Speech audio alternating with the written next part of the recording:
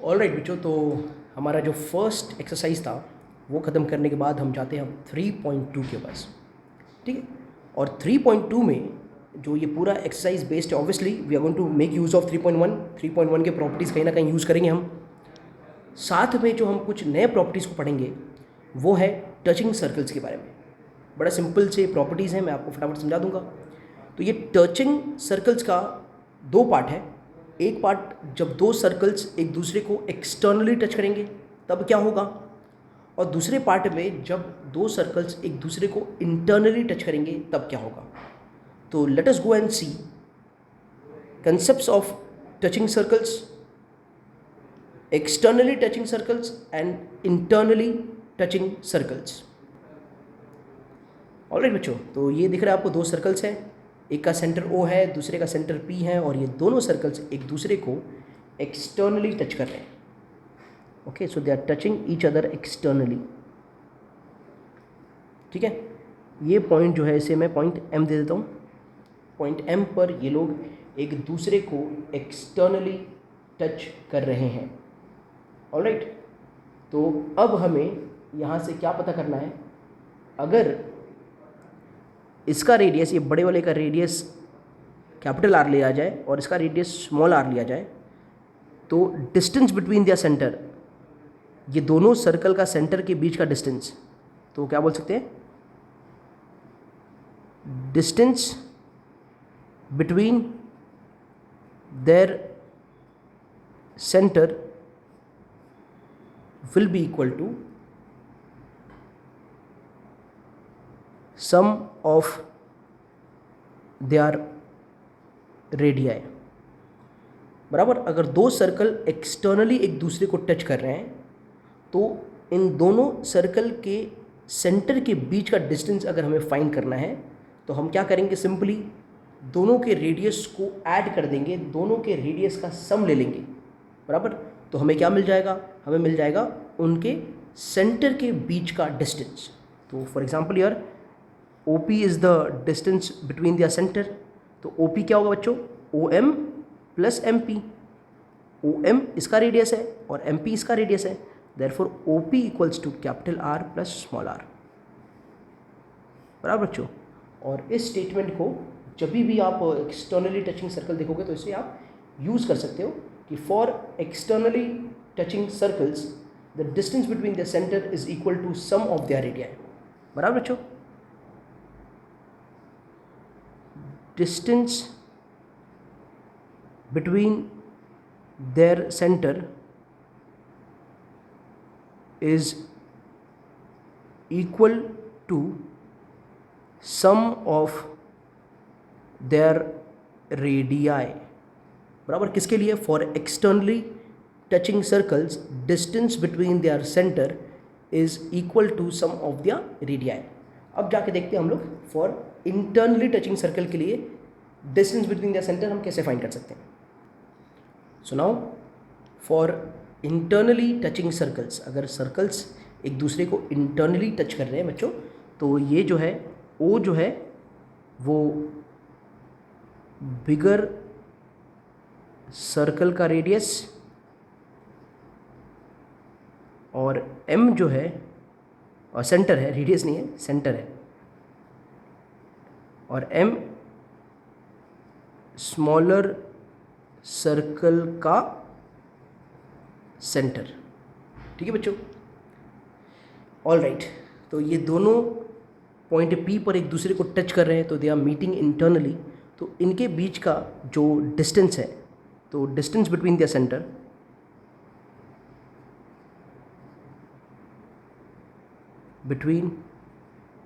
Centre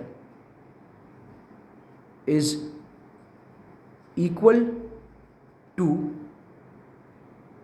difference of their radii.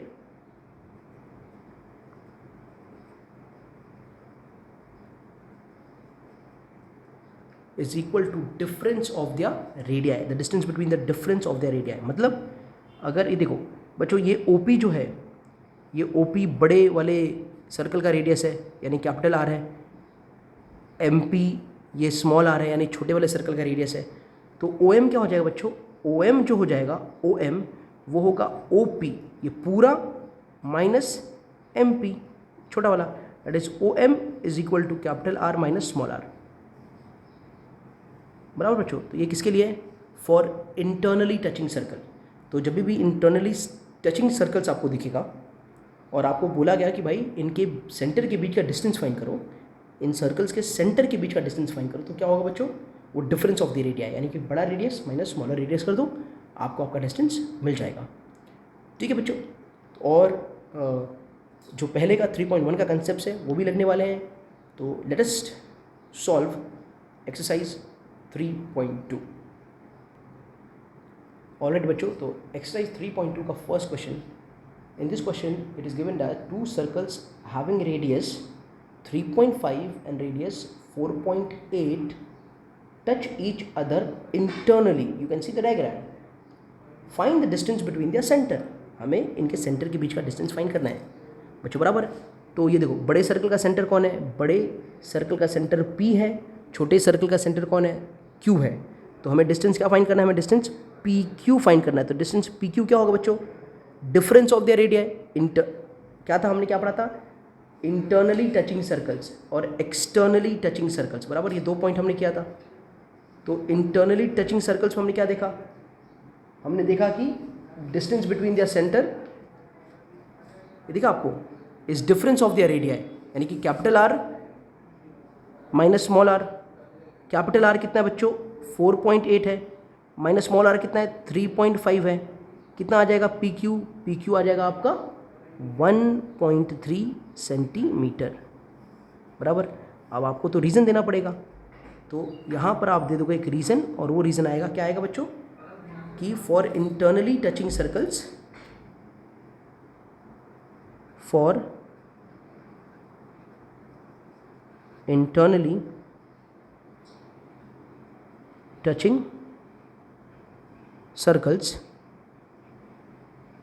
distance between their center is equal to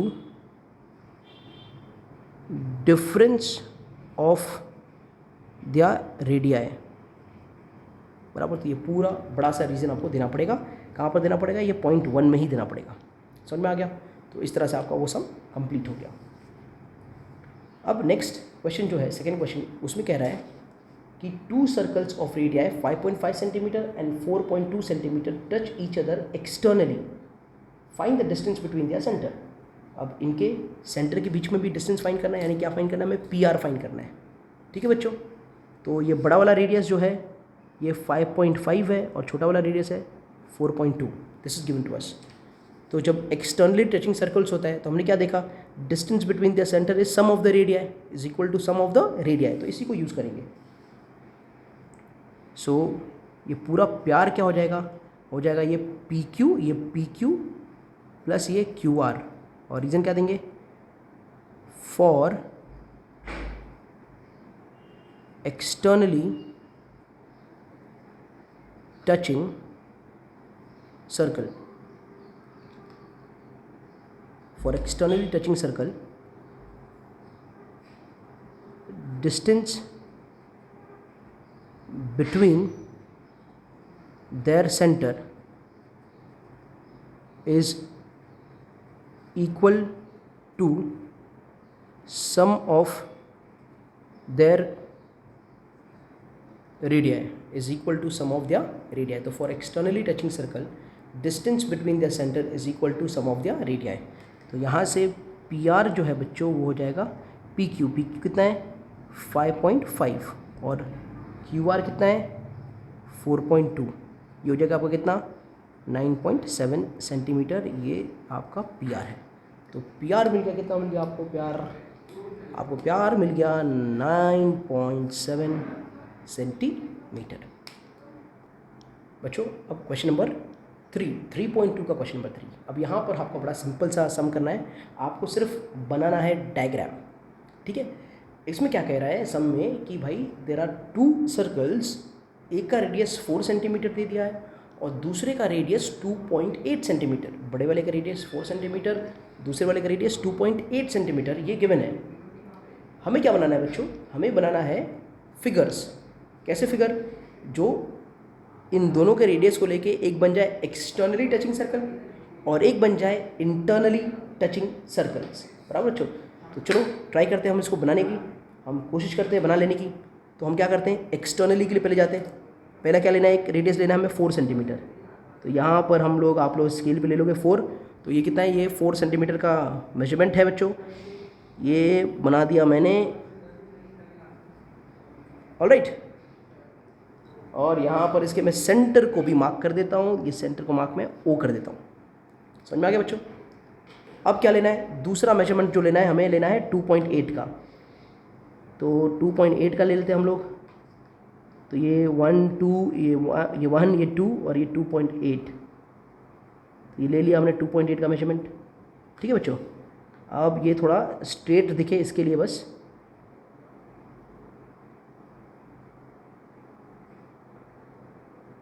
ठीक है, ये आपका 2.8 है। अब आप ये ज्वाइन कर दो, देखा हो गया। तो ये रेडी हो गया आपके दो एक्सटर्नली टचिंग सर्कल्स। ये पी ले लिया, इन दोनों को अगर आप ज्वाइन करना चाहो तो ज्वाइन कर सकते हो, यहाँ पर कोई पॉइंट का नाम देना चाहो तो दे सकते हो। ये आपका है 4 सेंटीमीटर, ये आपका है 2.8 सेंटीमीटर, और ये बन गया आपके दो एक्सटर्नली टचिंग सर्कल्स। अब इसी मेजरमेंट से हमें क्या बनाना है, इंटरनली टचिंग के लिए। ठीक है, तो इंटरनली टचिंग सर्कल्स के लिए मैं क्या कर लेता हूँ बच्चों, पहले मैं 4 सेंटीमीटर का रेडियस बना लेता हूँ। ये देखा 4 सेंटीमीटर का रेडियस बन गया। अब क्या करेंगे, यहाँ से घुमा लेते अपना, ये सेंटर ले लेते, इसको मार्क कर लेते, ये सेंटर होगा और ये अपना 4 सेंटीमीटर वाला सर्कल बन जाएगा। तो ये बन गया आपका 4 सेंटीमीटर वाला सर्कल। ठीक है बच्चों। अब ध्यान रखो आपको क्या करना है, अब आपको इंटरनली बनाना है। तो एक काम करो, 2.8 इसी पर ले लो। ठीक है, 2.8, ये 2.5, ये 2.8, तो 2.8 का पॉइंट कहीं पर यहाँ पर आएगा। ठीक है बच्चों। तो 2.8 ये तो आपका सेंटर सपोज ओ हो गया। तो ये इसको रेडियस लेके, ये पॉइंट को रेडियस लेके,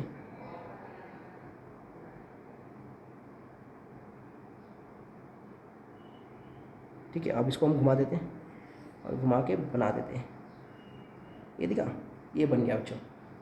तो इसका सेंटर आप सपोज पी ले लो, ठीक है, और ये पॉइंट को एम ले लो। तो ये बन गया आपका क्या बच्चों, इंटरनली टचिंग सर्कल। इसमें जो आपका ओ एम है, ये पूरा ये वाला पार्ट है 4 सेंटीमीटर, और ये वाला जो आपका पार्ट है जिसका नाम है पी एम, ये पी एम है 2.8 सेंटीमीटर। ठीक है बच्चों, this is done for externally touching circle as well as for internally touching circle. Alright बच्चों, सो 3.2 क्वेश्चन नंबर 4। अब 3.2 के क्वेश्चन नंबर 4 में हमें क्या करना है बच्चों, वो देख लेते हैं। तो सबसे पहले आप ये समझ लो, हमें ये प्रूफ करना है जो AP और QB है, ये BQ है, ये लोग पैरेलल हैं, ये प्रूफ करना है। अब ये प्रूफ हम कैसे कर सकते हैं, बराबर, इसको हम कैसे प्रूफ कर सकते हैं कि AP और BQ हमारे पैरेलल होंगे। तो ये बात आप समझ लो, यहाँ पर अगर मैंने यह आपका PA है, ये आपका BQ है, तो यहाँ पर मैंने अगर ये एंगल और ये एंगल को अगर कॉन्ग्रेंट प्रूफ कर दिया, इक्वल प्रूफ कर दिया, तो मैं कह सकता हूँ भाई AP और BQ पैरेलल हो जाएंगे by alternate angle test. Correct है बच्चों। अब आप एक काम करो, आप आ जाओ ये वाला ट्रायंगल में, इसका नाम है PAR पर। ठीक है, ये वाले ट्रायंगल के अंदर एंगल PAR कितना है, PAR ये दिया है आपको, and how much it is 35। अब सुनो, in triangle PAR PA is equal to PR। बच्चों ऐसा क्यों, ये ट्रायंगल के अंदर PA और PR इक्वल क्यों है? अरे भाई, बिकॉज PA और PR are radia of the same circle. तो क्या हो जाएंगे, वो इक्वल हो जाएंगे। Radii of same circle, therefore angle PAR will be equal to angle PRA will be equal to 35 degree, बराबर, क्योंकि यहाँ पर एंगल PAR 35 दिया था, तो दूसरा वाला भी 35 हो जाएगा। रीज़न क्या होगा बच्चों इसका, तो इसका रीज़न आप कह सकते हो भाई it is isosceles triangle theorem. हमने 9th में पढ़ा है आइसोसेलेस ट्रायंगल थ्योरम कि एक ट्रायंगल में अगर दो साइड्स इक्वल हैं तो उनके ऑपोजिट एंगल्स भी क्या होते हैं, इक्वल होते हैं। ठीक है बच्चों, ओके। तो यहाँ पर ये एंगल आ गया 35, अगर ये 35 है बच्चों तो ये भी कितना होगा, अरे ये भी तो 35 होगा, क्यों, वर्टिकली ऑपोजिट एंगल। तो आप बराबर ध्यान दो, तो angle PRA will be equal to, तो ये फर्स्ट पॉइंट था, अब हम सेकेंड पॉइंट में एंगल BRQ, ये दोनों एंगल इक्वल होंगे। रीज़न क्या होगा, vertically opposite angle, therefore angle BRQ is equal to 35 degree. तो यहाँ से हमने BRQ को 35 निकाल दिया, ये वाला एंगल को भी 35 निकाल दिया। ठीक है,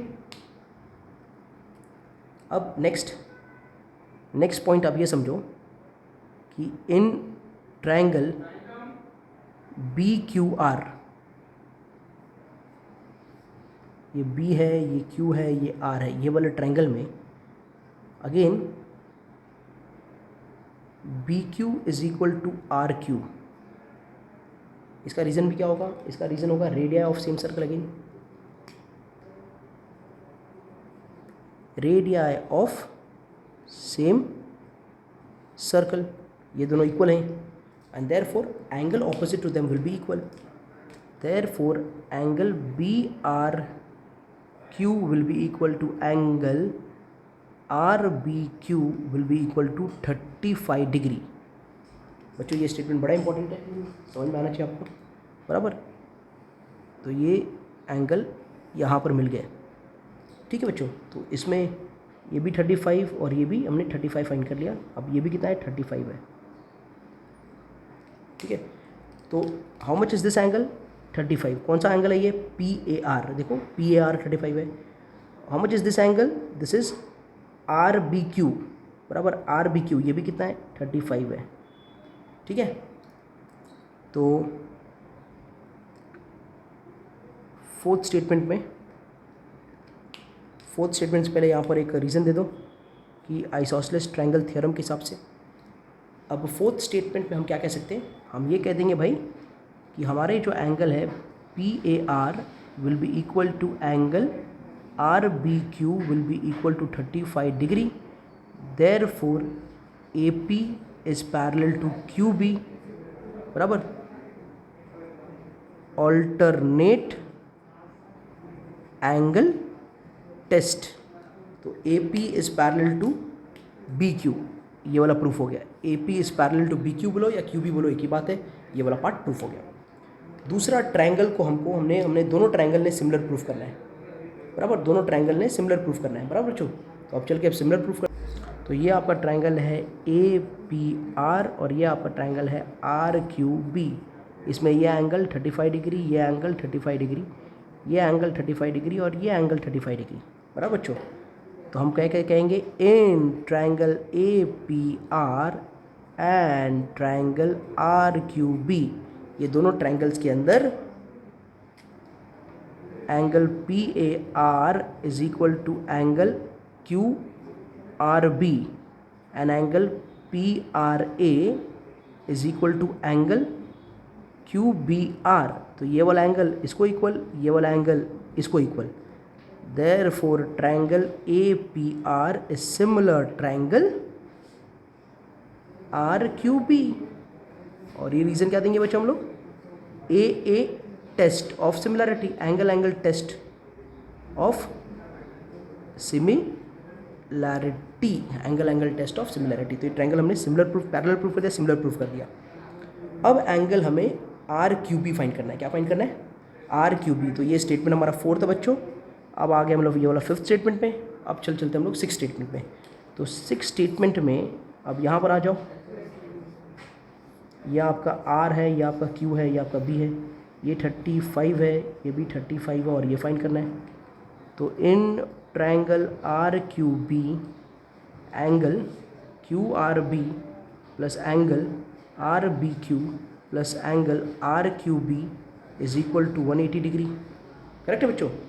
रीज़न क्या होगा इसका? Angle sum property of triangle, angle sum property of triangles, ये कराया मैंने आपको। तो उस हिसाब से ये हो गया 35 plus 35 plus angle RQB is equal to 180। तो angle RQB is equal to 180 minus ये उधर गया तो 70 हो जाएगा। तो एंगल RQB इक्वल्स टू 110। तो यहाँ से हमने RQB को भी फाइंड कर लिया। ठीक है बच्चों? तो आप एक बार फिर से देख लो इसे। तो पहले हमने ये स्क्रीनशॉट ले सकते हो पहले आप।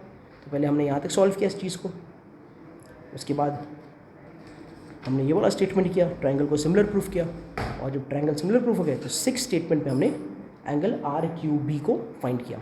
ठीक है?